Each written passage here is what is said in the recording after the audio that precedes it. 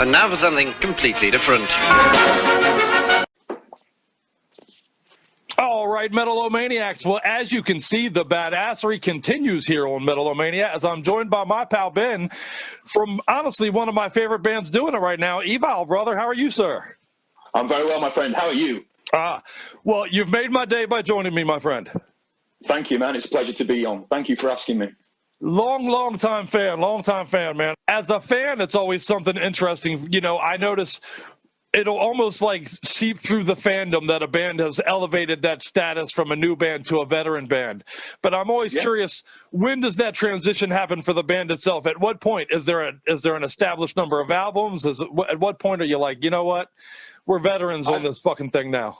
No, I don't think it ever happens, and I think it's something that your peers kind of give you that label. You know, like your workhorses, and people kind of see that you've been around for a long time. I think it's other people that label you like that. For us, we still consider ourselves to be paying our dues and working hard and being pretty green at what we do. You know, we just keep going, and yeah, we don't really think that we're seasoned veterans and we've been and seen a lot. We have.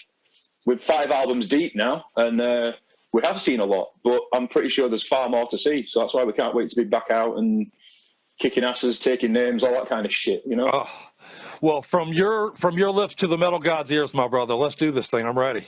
Do it. I feel caged in too long or something, man. Well, yeah, exactly. I think everyone feels the same, brother, and it's one of those where we need a little bit of freedom now because it's starting to take the fucking piss. You know? No shit, man. Well, I think your album title is pretty apt because as we hit the stages again, as we hit the mosh pits again, I believe Hell Unleashed is going to be a pretty good description. Yeah, definitely. I think that was part of the reason we named the album that in the first place. It's 8 years of pent up frustration at not being able to gig, tour properly, like the ups and downs of the band, and like you said, like the members of the band come in and everything's like a revolving door, you know? We've had one member come in and then another one disappear and then lineup changes over the years, and people have grown up, they've had kids, real life's got in the way a little bit, and people grow out of this shit, you know? Right. It's an industry that dictates that you have to be paid as a child and still do it into your adult life on the same kind of money that you earn when you're like, 15 and 16 years old. And it's unsustainable for people, you know, but we always said if we were in it for the money, we'd have quit a long time ago. We're in it because we love what we're doing. We've all invested too much time and effort into it, and to walk away from anything now would just be ridiculous. So, yeah, Hell Unleashed it's a culmination of everyone's just aggression and pent up, just being really pissed off and fucked off with life. That's what it's all about, dude. Well, hey, that's what our genre's about, man. I think that's what attracts us crazy metalheads to this thing in the first place. It's our brains operate, therefore you're pissed off, and therefore your music should fucking, be the soundtrack for that.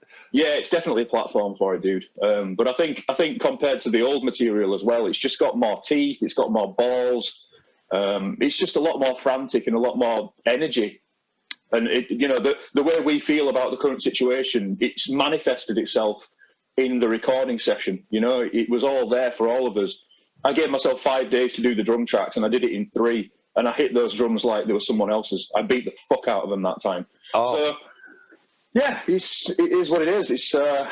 It's good to be back, but at the same time, we're still kind of sat around on our hands waiting to gig, It's frustrating still. Fuck yeah. Well, and let's talk a little bit about the last 8 years, if we might. Evile had certainly developed themselves as a band. You guys were putting out an album every other year. You were dropping some EPs. You were dropping some singles, and then it did hit a little bit of tumultuous years, I guess, for lack of a better description, right? I mean, obviously you're coming out the other side of it now, and I'm glad to see that, but did you grow? Talk to me about that process. So, Oliver Drake, lead guitarist and current frontman of the band, he kind of realised that, like I said, he got frustrated at living on a child's wage, shall we say, and not really getting the benefits and the rewards of playing in a touring band. So he wanted a bit of time away from the band. He wanted to kind of get a proper job, earn some decent money, get a house, have some kids, and just do everything that an actual adult wants to do with their lives. And he needed the finances and everything to enable that. So that's why he stepped away from the band. At the time, it was absolutely devastating for us because he's our secret weapon, really, As much as Matt was our James Hetfield, All's guitar playing is off the chart scary. You know, he's a beast. He's a beast. Legitimate guitar beast. He is. So that hurt us. That damaged the band, and it damaged the work ethic of the band, and we kind of plateaued and didn't really know what to do next. So we got a guy called Piers Donofuller into the band. Did a handful of shows with him, and I think Piers thought that we were going to be a little bit busier than we were. We didn't have any tours. The label kind of dropped us after the 4th album because that delivered, that finished the record deal. And we were a bit like, shit, what are we doing? So then Piers became complacent and wasn't turning up to rehearsals. He was getting difficult to contact. But at the same time, his day job was taking off, and he was earning decent money and getting promotion after promotion in his day job. So his priorities shifted as well. So that left me, Matt and Joel, and we were just kind of thinking, shit, what are we going to do now? We needed a guitarist. There was work being done on the 5th album, albeit very, very slow. And all just kind of joked in passing that he might want to come back sometime. And that was it. Right, you're back. Yeah. Simple as that. No hesitation, my friend. Let's go. No hesitation. It was like, let's fucking do this. So we started work on the 5th album. And then at the same time, Matt kind of got complacent about it. There's some issues in terms of songwriting and the speed and the drive and the motivation just wasn't there. And I think Matt's been struggling with his health for so long now. It kind of took a priority to him to look after himself and put himself first.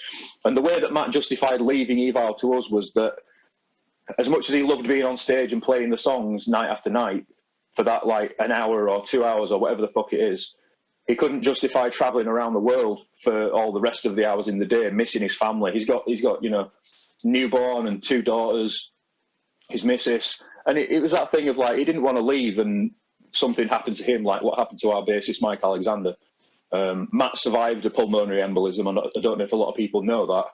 And that kind of made him readdress the worth of going away with the band. So for his own sake, he kind of stepped away and said, yeah, it's time for me to just disappear now. Hard to blame him. Yeah. I mean, I will never ever say anything bad about Matt, because like I just said a minute ago, Matt was every much as intrinsic and key to Evile's success and popularity as All was, He was our James Hetfield. I challenge anyone to sing the way Matt sung and play the complicated guitar parts that he used to play and do it justice. It's a very, very difficult job. And it has its stresses and all that kind of stuff. I play Thrasher every day still, but go ahead. Yeah, thanks, dude. Every single day, yes, sir. Thanks, man. I appreciate that. But yeah, that in itself presented another challenge. It was like, well, how do you replace the frontman of a band? You can't. It's the identifier. It's what makes it like your unique selling point in a way.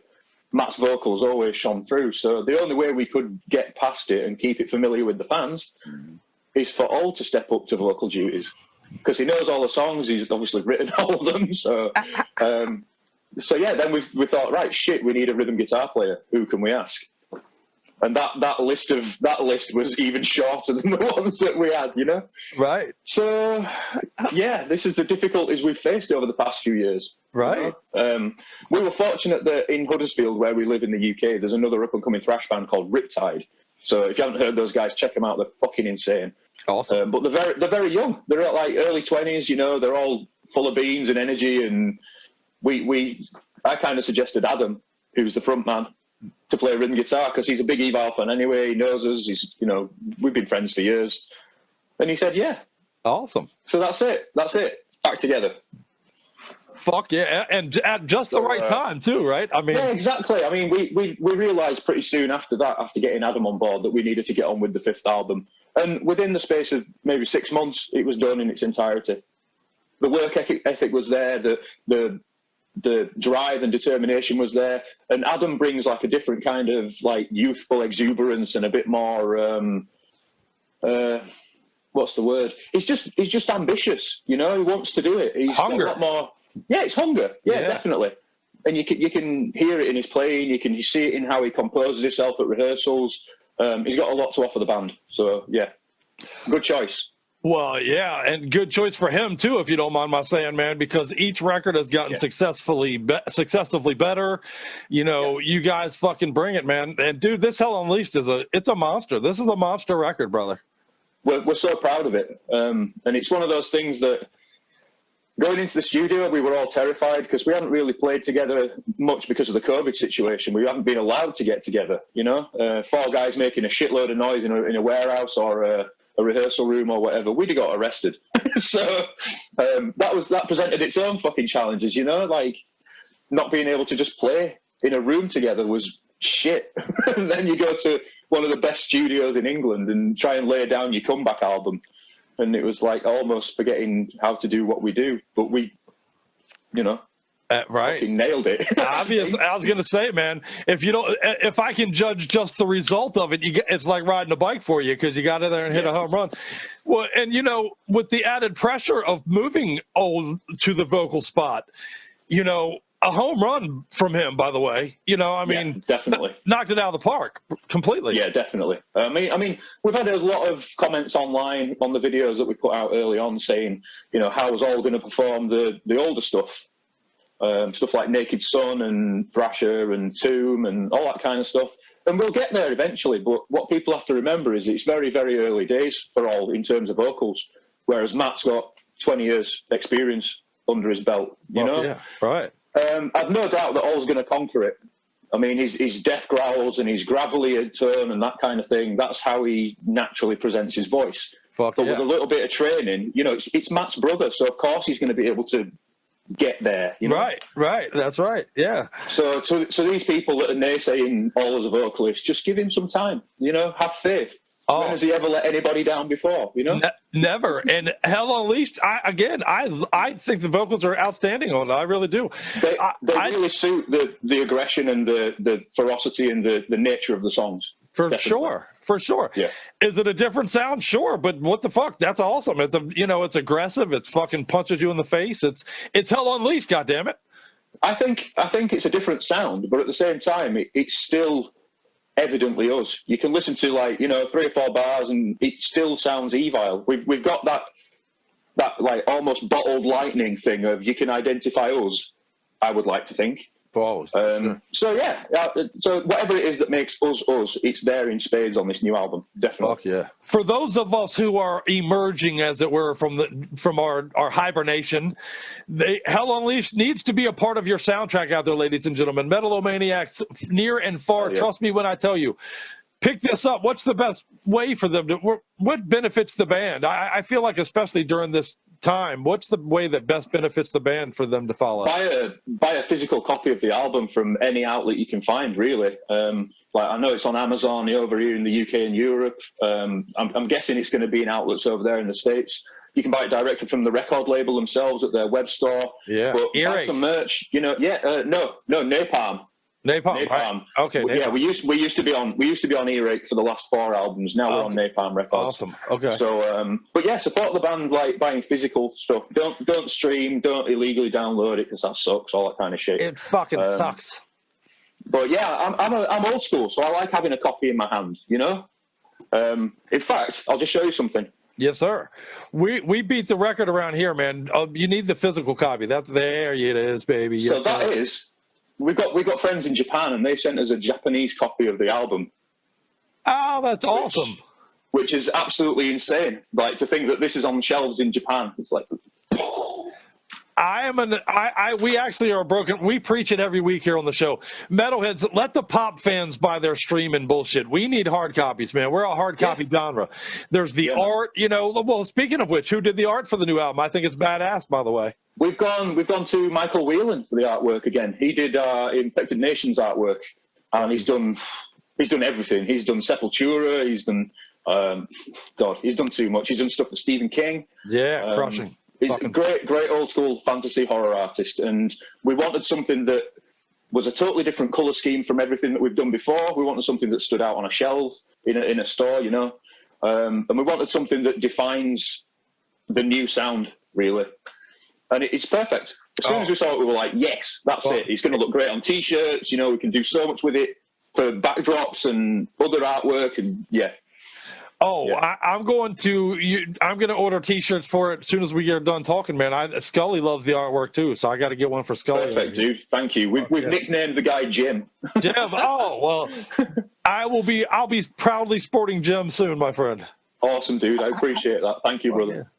Well, fucking Ben, I appreciate the hell out of your time and coming to hang out with us here at Metal-O-Mania. I appreciate you as well, my friend. Thank you for asking me on board. This is Ben from Evile. You're watching Metal-O-Mania with Crypt and Scully.